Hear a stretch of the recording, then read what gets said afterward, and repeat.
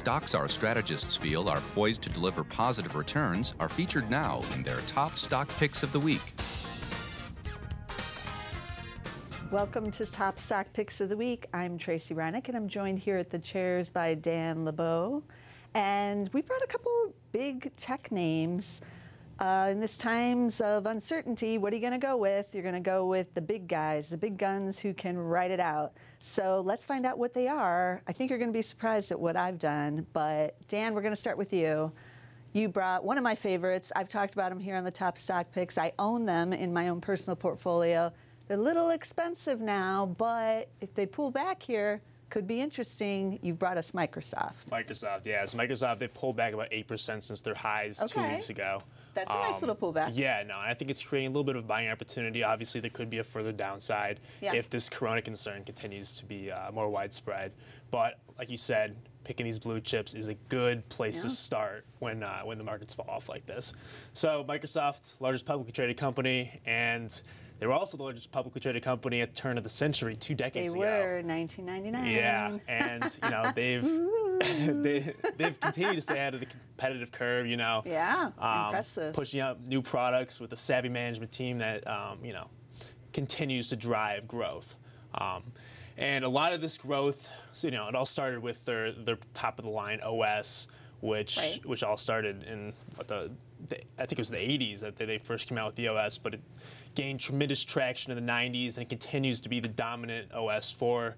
We're still using. I'm just getting my warnings that I have to upgrade to Microsoft the 10 now. Yeah. No, now everything is so it's all subscription based now. So everything has to be updated continuously, and they're being able to drive this revenue on a year-to-year basis. Like you said, right? And isn't that's a lot more money, because even just for the normal person, I used to get my Windows, and I would keep the old version for 5-6 years. I would pay for it one time. It was like $125 or something. And now when I went to get it, they don't do that anymore, really. I have to pay, I think it's like $60 a year. Yeah, it's and now, like, think about that over 4 to 5 years. That's a lot more than $125. Yeah, it ends up adding up to a lot more, and I mean, this is obviously profitable for a company like this. You know, subscription-based revenue is becoming the gold standard for tech companies, and they've leveraged this. But I mean, looking at a consumer's standpoint, it's like you pay $60 a year opposed to what, $250 up front. Right. So I mean, some people it looks better to them. But I mean, they've been very successful in their transition to their cloud and subscription-based services. Yeah. And it's really driven their stock continuously higher. And cloud is the main driver here, as you can see, driving consistent growth points, as well as growing out its margins. And that's really what investors are looking at, is the margin potential that this cloud technology has. Yeah. We've seen their infrastructure. I'm sorry, I didn't put that in the next slide. Infrastructure as a service, Azure. This is a very competitive field right now, competing with AWS, which is Amazon's cloud, as well as Google Cloud.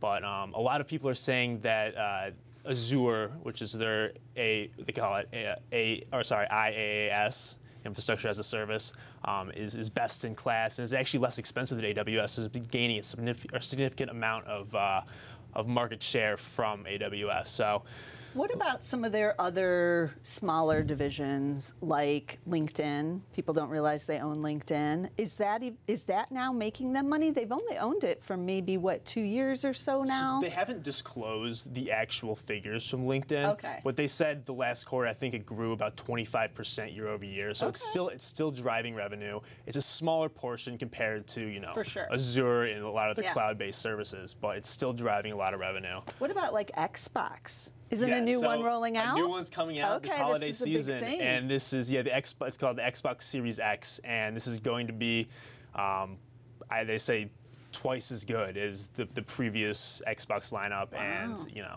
they're using AMD chips for their visuals, and it's going to be something exciting to look forward to in the next. So it's coming out in the holiday season. So this next, I guess, Q4. So I know a couple of years ago they said they wanted to put more emphasis on the gaming. Sounds like they might be. Yeah. Even though it's a smaller division. It is a smaller division, but yeah, I mean, I guess we'll see how much traction this this Series X gains. Okay. But yeah, like we said, Microsoft continues to outpace the market. This is right the area where their cloud computing and their cloud segment started gaining traction. They have quintupled the S&P 500 over the last 5 years, and I expect that to continue. Obviously, you see this little pullback here, about 8%, and I think this could be an opportunity to put a small position on and maybe average down as the market does continue to drop if Corona continues to be a concern.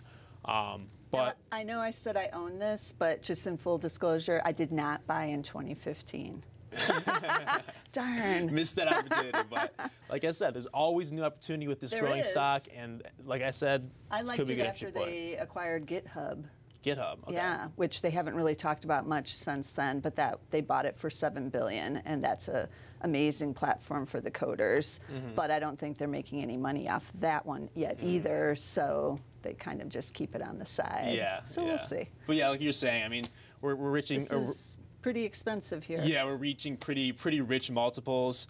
The highest we've seen since the early 2000s. Yeah. I think it is warranted based off of the consistency and the reliability of its revenue growth and the high margin percentages they're able to be hitting because of this cloud technology. So as a growth investor, you feel like this still has some value? I think it's warranted.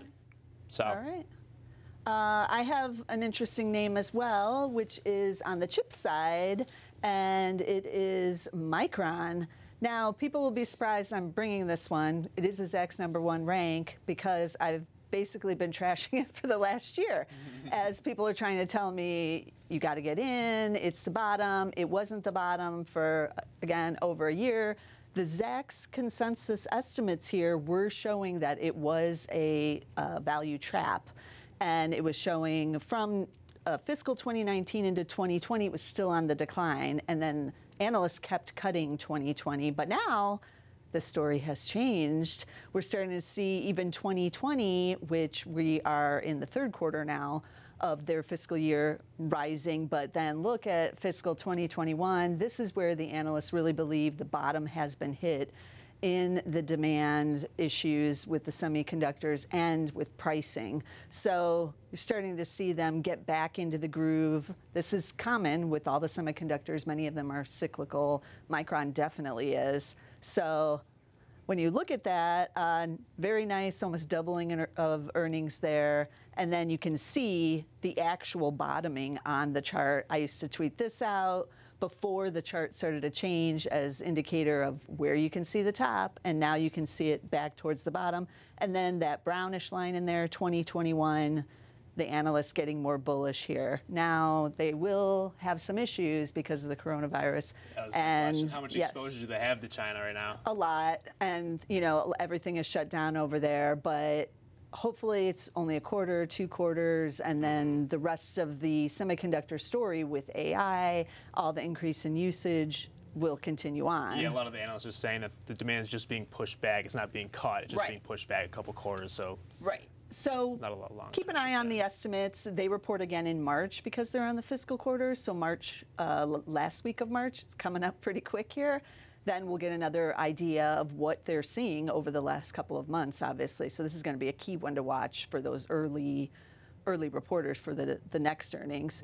And then here's the chart too, similar to Microsoft. We're seeing a little bit of turn down here. I put the S&P 500 up against it for the last 6 months here. So it has been rallying here into 2020 and pretty volatile though, back and forth, but it is starting to feel some pressure here because of the coronavirus sell-off. Understandable, but I would be looking here if I see a bigger weakness to maybe start a position or add to my position because of what the outlook is looking like on those earnings estimates. So yes, everyone on StockTwits and Twitter, I am a Micron bull now, apparently. So we'll see what happens. But those are our 2 top stock picks. It is uncertain times, so we're going with the big cap tech names for certainty. And these are both ones with great earnings estimates and fundamentals. So you want to tune in every week to see what stocks we're bringing and what those estimates are looking like. So be sure to tune in on Zacks.com/YouTube. You can find all of our videos. And we'll see you again next week with some more top stock picks.